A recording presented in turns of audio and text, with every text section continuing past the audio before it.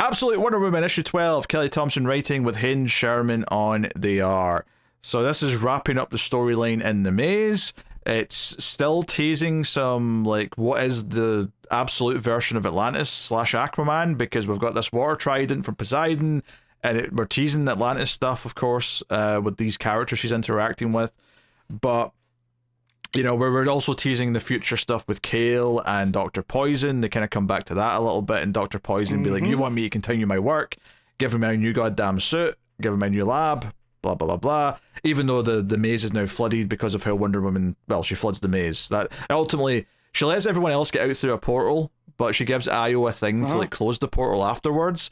And then she basically leads Clea and the fishmen to the opening to the ocean and saying, look, I'm giving you a chance to be free, and I'm hoping that, well, you're kind of a monster in here, that maybe with freedom you won't be a monster.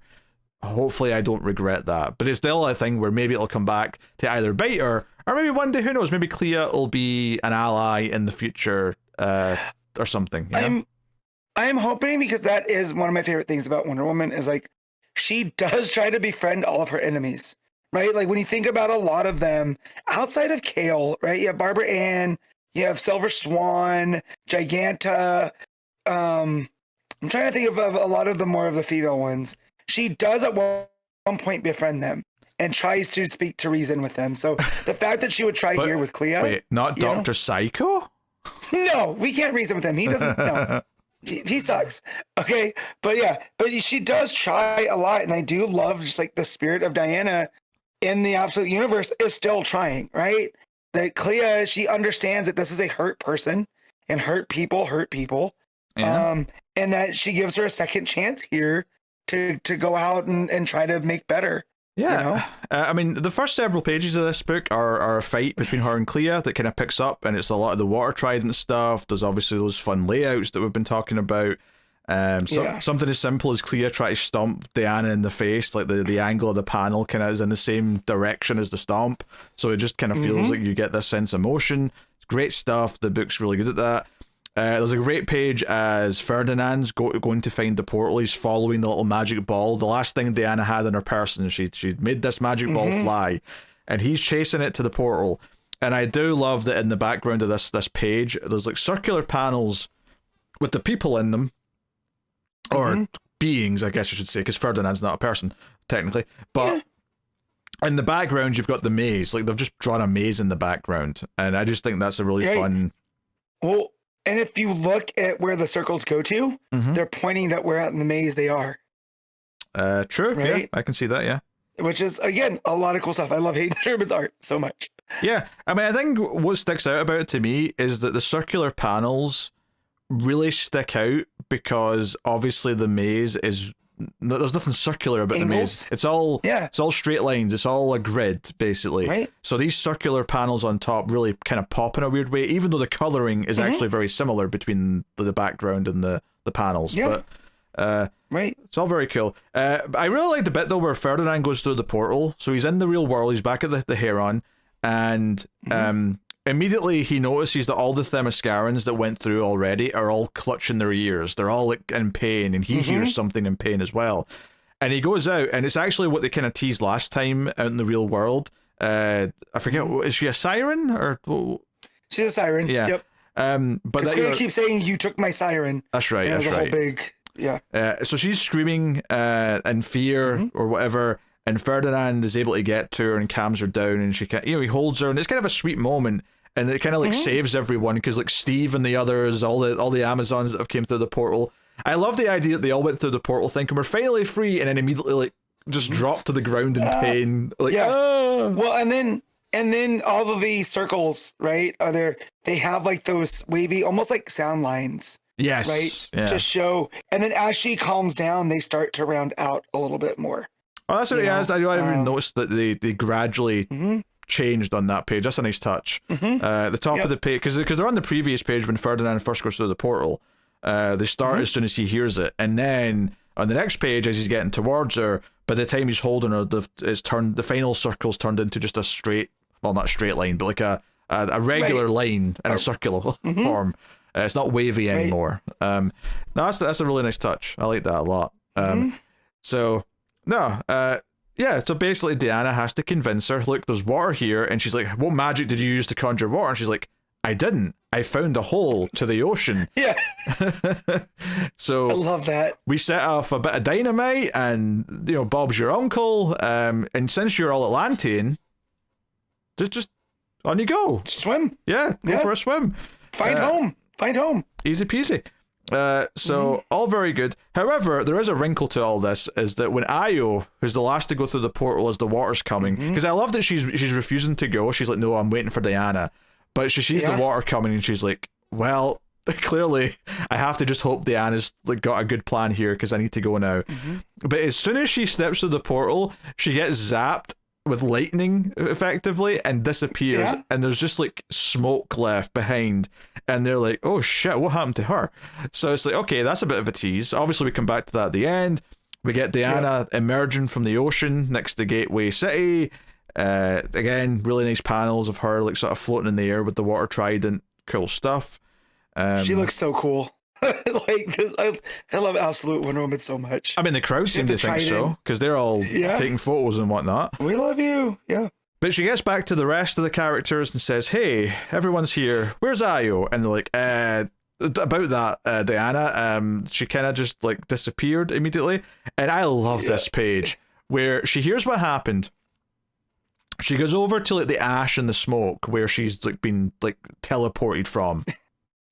The smoldering ruins of Io. Yeah, that's the thing. Like at this point, she could be dead. This might be her ashes that are lying on the ground. And Diana goes over and she just says, "Gods, please, if Io is alive and well, give me a sign." And then there's a nice, like, really thin, wide panel of all of the main supporting characters: Steve, Barbara, you know, Candy, all that stuff, and they're all just looking really kind of sad because they're like, "Oh, Diana, you poor ignorant slut. Like, you're not going to get a sign. Don't be silly," right? And then the underneath the panel of that, a white dove with like a little like branch, an olive branch, comes flying in and lands on her shoulder.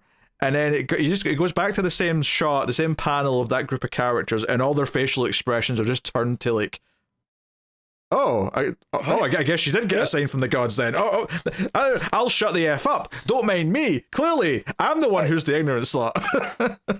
I love Barbara Ann goes, well, that's quite bleeping biblical. Right? So, like, yeah, the dove with the olive branch. Like, is there more of a sign that everything's okay than a dove with an olive branch? I just love their, like, skepticism, but it's, like, in a very touching way because they're like, oh, Diana. It's just, they feel bad for her because, like, oh, she's clutching. You sweet summer child. Yeah, she's clutching, and then the dove comes in and they're like, well, shit, okay, I'll just keep my mouth shut then, I guess. Yeah, she is full of wonders, right? Like Wonder Woman literally is. That's why she's called that. But yeah, and then this whole sequence at the end, I was not ready for. I mean, this is the end of the arc. This is the end of I believe, the second collection, which is a good cliffhanger to end on, which is Io just gets teleported, it turns out, to Themyscira. In walks Hippolyta. Hippolyta comes up to her and says, Io, it's been so long since I've seen you. And she's just happy Io's back because she thinks Io's been missing for a long time. She's not prepared for what Io's about to say, which is, Queen, Diana lives. I've seen her. She's real. She's alive. And Hippolyta runs out and says, ring the bells, Diana lives. And we get a full page spread of like the bell sound effects clanging and like seemingly crowds of Amazons cheering on Themyscira. So the fact that we just sort of, this is the first time we're seeing Themyscira, and it's the first time we're seeing Hippolyta in the Absolute Universe. And the idea that Hippolyta is so like delighted that Diana's alive is a really heartwarming kind of moment, given that she's never even met Diana really since birth. Since she handed her over to go to hell for whatever reason. She said, "Yes, child, go to hell." That's what she said. Yeah, I mean, that's what I tell children. But hey, you know. But yeah, there's this whole thing of like, well, no, Themyscira, the Amazons are still around. So what kind of magic was done to where Diana couldn't even say Amazon, right? And yet Io was in the labyrinth, down in the maze, right? So she was around in this realm, but as soon as she stepped into regular Earth, she blipped out, got sent back to Themyscira. So like, what is going on? What has happened with the Amazons that they are so isolated? Yeah, but yeah, I'm trying to remember now. Like, was the other characters that were with her in that maze also Amazons or not? No, I was the Amazon. Okay. The other were the people that had gotten lost in the maze. Right. Okay. Over because I thought some of them were also was. Amazons, but maybe they weren't. And so yeah, that maybe suggests that anyone who's actually Themysciran will just get teleported if they dare step into like the normal world, right? And that's what happens as soon as she steps out of that magical maze. It's like, nope, you're in the real world. Whatever magic's in play here, you're not allowed to be here. Zap back to the island. Right. And it seems to me like if we're dealing with lightning, that seems like Zeus, right? So it seems like the gods are separating them for whatever reason. Yeah. Can I say, by the way, I almost didn't read the last part of this issue because it felt like the ending, right? Because there's the title page is after this page, and it felt like an ending page. It felt like a cliffhanger. We got a post credit. Yeah, there's an epilogue sequence. And this is the scene with Kale and Dr. Poison, which I kind of already mentioned actually, but like I almost didn't read these couple of pages because and then obviously there's another big reveal at the end of this one, another big cliffhanger, which is, you know, Dr. Poison's meant to be working on this project, SS1, which I mean, obviously it's DC, so it could be Suicide Squad, but I'm like, don't name something SS. It's just a bad choice. But it's like, okay, so what is that? What is that project? And Kale walks down this hallway with all these different people and like metahumans and monsters like trapped behind cells. I don't know if we're meant to like be able to tell what some of these are. Like one looks like a tiny Giganta, but I could be wrong. Yeah, it looks like they shrunk her. They're keeping her in a gerbil cage. Yeah. Like she has tubes and stuff going around, but definitely redheaded, right? So it made me think Giganta. There's a crocodile woman, I would say. So it's like is that one of crocodile? Is that one of the Shazam things? It felt like Sobek, right? The crocodile person from 52. Right? Okay. But it has blonde hair. Right? So that's true. I didn't even notice that. It has blonde hair. You're right. Yeah, right. Then there's someone in a thing with a bunch of notes hanging all over, which could be a bunch of stuff. What looks like one of the fish people there. Yeah. And then the thing that got my eye, it looks like a cheetah tail. Yes, right through there. But keep in mind, and even regular DC, I mean, admittedly, continuity obviously been reset a bunch of times, but Barbara Ann Minerva is not the first cheetah in DC's existence, so there could be previous cheetahs. Of course. So yeah, definitely, and they're all part of this super secret underground thing that Kale's working on. Yes, but when we get to the final page and Kale's like, hey, I'm letting you out, it's time to go kill a witch, meaning Wonder Woman, of course. And we get this very like ultra Hannibal Lecter-esque muzzle over the mouth, straight jacket, a bunch of straps. And obviously we wouldn't be able to tell who this is if they didn't tell us. So they put it in the dialogue for us. Thank you very much, Kelly Thompson. Because obviously we don't see a top hat. We don't see fishnets. How would we might know this is Zatanna? Right. So she is strapped to the walls. She has a thing over her mouth.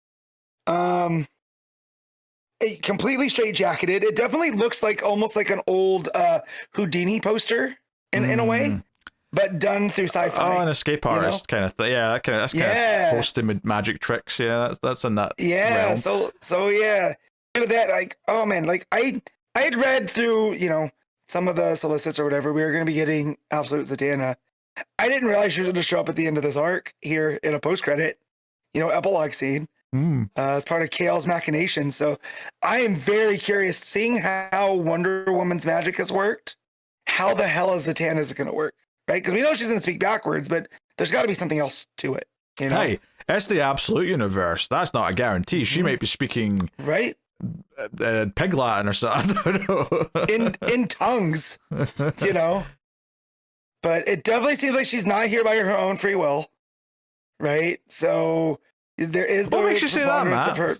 Yeah, right. Well, what I mean is, it's not like she went to them and be like, "I need to be locked up. I can't trust my magic." Well, of course. I was making a joke because she's clearly restrained in a variety of ways. Yeah. So what do they have on her that they're gonna allow her to go out to kill Wonder Woman? Like, I want to know. I need her backstory like now, which is great writing. Also, I think Kelly Thompson must know that she is serving a group of sickos with this idea of Zatanna being tied up like this. I think she knows what she's doing. She's playing the, you know, get that 1% ultra perv demographic invested.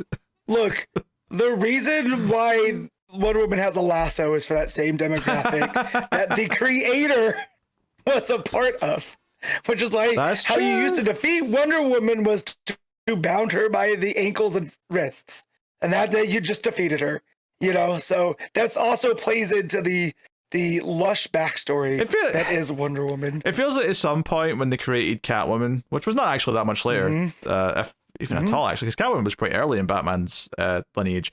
Yeah. But certainly the more like catsuit whip version of Catwoman, it feels like someone said, we're not going to pretend. Wonder Woman's too busy pretending it's not an S&M kink. We're just going to go full hog with it with Catwoman. We're not even going to hold back. Full hog indeed. Anyway, yeah, I mean, it was a very good issue. I mean, I think my only critique of this arc is that maybe like the maze itself wasn't the most exciting setting to be in for multiple issues. So I don't know how we could have solved that, but everything, the introduction of Ferdinand, the introduction of all this stuff here at the end is super exciting. So it's hard to be too critical. I still think my favorite arc of this book is the first arc, right? I don't think that's been topped yet, but you know, that's a high bar. So it's not saying too much, for sure, you know, negatively. So yeah. Well, I also love it that Thompson has set the table for the Amazons too, right? Like it's not up in the front, it's not in the forefront, but Io going back to Themyscira and Hippolyta being aware that Diana's around, right? That sets the table for some really long-term storytelling. Oh yeah, big reunions down the line, or you know, if they eventually lift this whole curse where they can't be on the mainland, maybe, you know, the Amazons can come in as a cavalry or something, or maybe Diana has to go save them at some point because someone's going to go after them to get back at her. I mean, I don't know, but regardless, it does feel like a good bit of world building for Diana. And then it's funny because, like, obviously we were always going to get to whatever the version of Themyscira and Hippolyta was in this universe. Zatanna's more of like a out of left field kind of thing. It's like, okay, I see how that fits in because of the magic use, but it's not something that was obviously going to happen. So it's kind of a fun reveal to like, have her involved too. It's up there with Ra's al Ghul and Absolute Superman for me. And I was like, oh, okay, I can see how these would work with one another in this universe, you know. So, but yeah, man, I love Zatanna. And so Zatanna is more of an imminent concern, because I suspect that will be a big part of the next arc. Is Zatanna coming into, you know, whether she's willing or not, whether she's, you know, whatever, but she's going to be an antagonist to Wonder Woman to at least begin with. Being that Wonder Woman friends her enemies, I can't wait till they get to be friends. That's all I want. I want the two superheroes to be friends and stuff. So, and just also Kale with Dr. Poison and the manipulation going on. I wonder if that's going to have any, like when Dr. Poison gets the suit that she needs to get more dexterous and whatever, you know? Well, two points on that. They say, okay, give her the new suit, but don't give her the current Mark V. Give her the Mark 1, so she gets a slight upgrade, but not the full thing. And two, Dr. Poison basically says, oh, the day you try and, like, you know, kill me, Kale, or, you know, take me away, is the day that I will kill you. So it's not exactly a friendly relationship. It's a very hostile working environment for both of them, I think. Right. And it has me cheering for this version of Dr. Poison, you know? We're like, all right, they're working through it. It's made a protagonist in Dr. Poison, and I feel like the trust issues that we thought at the beginning of this arc, I definitely feel like Dr. Poison has a plan and is working against Kale in a way, you know. So and yeah, just Kale being this big baddie in the Absolute Universe is really cool as well, because she feels just as dangerous, you know, as any of the other people that we've seen. Oh yeah, I'm into it. I love Dr. Poison's look in this. I love the big sort of like deep sea diving style, like hazmat, like containment suit or whatever you want to call it. Yeah. So, and obviously the layouts are fantastic, as they have been throughout all of the book, pretty much. So, Matt, what are you giving Absolute Wonder Woman 12? I'm giving this a 9. I'm going 8.5. I'm going 8.5. I think you know, we're still in the maze for a bit, and the maze hasn't been the most interesting location, and I'm just going to dock it a little bit for that. But everything coming out of this, everything with the, you know, the sign from the dove, the Ferdinand getting out and helping the siren, the ending with Hippolyta, the ending with Zatanna, all that stuff was all freaking great. So, good stuff.